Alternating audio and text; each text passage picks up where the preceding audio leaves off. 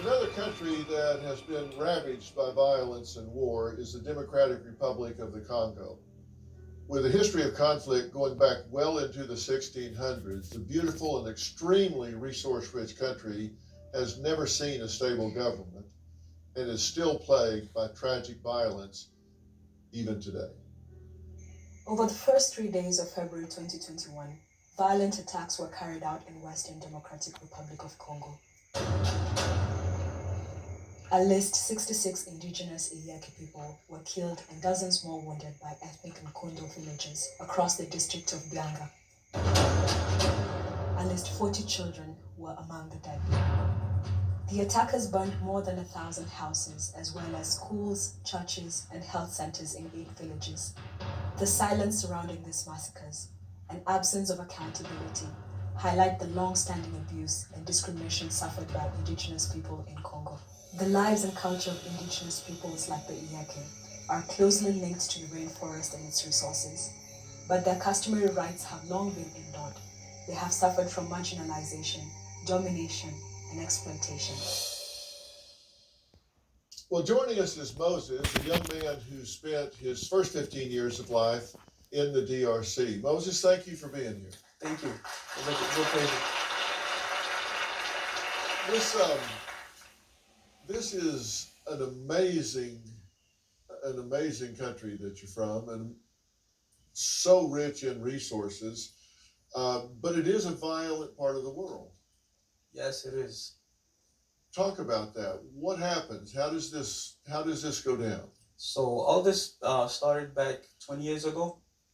This is a conflict between borders. So it's a fight for land because we have rich and mineral resources such as coffee and gold. So they all want to take over that part of Congo, the eastern part of Congo. And we've lost brothers and sisters and friends. And you've lost loved ones. Yes, I've lost a couple members of my family and people I know. Yes, from the situation. How are the wars fought there? Well, these terrorists basically use knives and spears, and yeah, that's what they don't use firearms or any bombs. It's rare that they use bombs, but they use machetes to commit violence to civilians.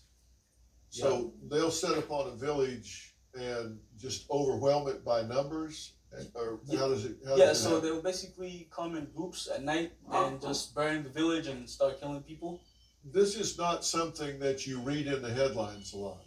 Exactly, that's one thing we're hoping to change, and I'm glad I'm here to show my experience because in Congo we don't have access to those to access the internet, and a lot of people don't have phones. So yeah, that's why it's not a headline like what we're seeing with Russia and Ukraine.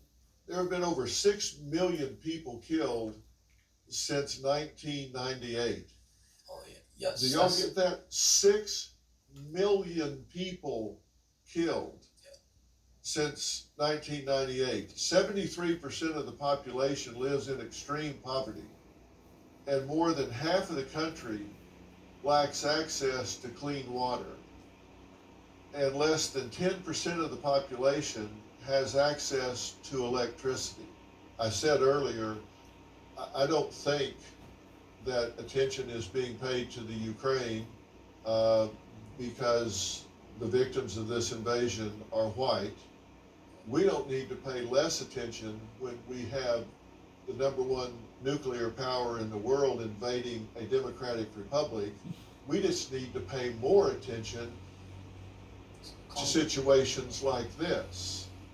We need to pay more attention to this circumstance and this situation that needs our help, needs our compassion, needs our focus, our technology, our attention, and our support. Is that a fair statement? That's a very fair statement, and I'm sure the Congolese people will be proud and actually, get this publicity and and people they'll have hope for a future.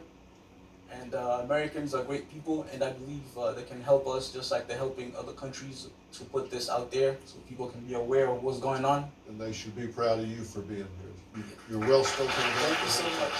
Thank you for inviting me. I want to thank all of my guests today.